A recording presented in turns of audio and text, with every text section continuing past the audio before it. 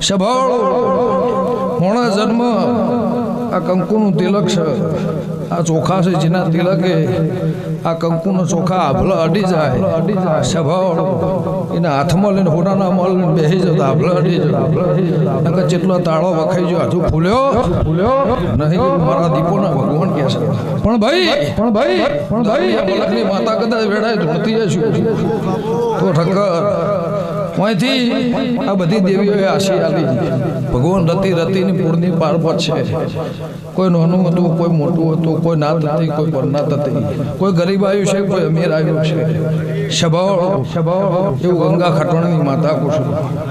પણ મારા દીપોના પ્રભુ કહેતા હશે મારો રોમ કહેતો છે મારા ઝોપડીના ભગવાન કહેતા હોય તો ભાઈ